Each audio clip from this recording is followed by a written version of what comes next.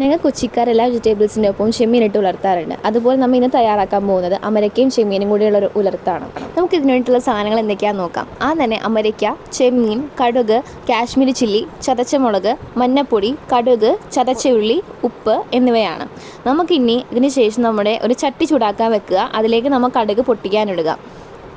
ഈ കടുക് പൊട്ടിയതിന് ശേഷം നമ്മുടെ ചതച്ച ഉള്ളിയും ചതച്ച വെളുത്തുള്ളി ഇത് നമുക്ക് നന്നായിട്ടിട്ട് വഴച്ചെടുക്കാം. നന്നായിട്ട് വഴറ്റിയെടുക്കുന്നത് കഴിയുമ്പോഴേക്കും നമുക്ക് നമ്മുടെ വേപ്പില അതിലേക്ക് ചേർത്ത് കൊടുക്കുക. അതിനുശേഷം നമുക്ക് നമ്മുടെ പൊടി ഐറ്റംസ് എല്ലാം കൂടി ചേർത്ത് നന്നായിട്ട് വഴറ്റിയെടുക്കാം. നമുക്ക് അതിൻ്റെ പച്ചമണം മാറുമ്പോൾ നമ്മൾ അരിഞ്ഞു വെച്ചിരിക്കുന്ന അമരയ്ക്കയും അതിൽ ആവശ്യമുള്ള ഉപ്പും ചേർത്ത് കൊടുക്കുക. അതിനുശേഷം നമുക്ക് നമ്മുടെ ചെമ്മീനും അതിലേക്ക് ചേർത്ത് കൊടുക്കാം. ഇവയെല്ലാം നമുക്ക് നന്നായിട്ട് യോജിപ്പിച്ച് വഴറ്റിയെടുക്കാം. അതിനുശേഷം നമുക്ക് ചെറുതീയിലിട്ട് വെച്ച് നമുക്കിത് വേവിച്ചെടുക്കാം. ഈ അമരയ്ക്കയിൽ നിന്നും ചെമ്മീനിൽ നിന്നും ഇറങ്ങുന്ന വെള്ളം വെച്ച് തന്നെ നമുക്കിത് വേവിച്ചെടുക്കാവുന്നതാണ്. ഇടയ്ക്ക് നമ്മൾ മൂടി തുറന്ന് ഇത് ഇളക്കി കൊടുക്കേണ്ടതാണ്, അല്ലെങ്കിൽ അടുക്കി പിടിക്കും.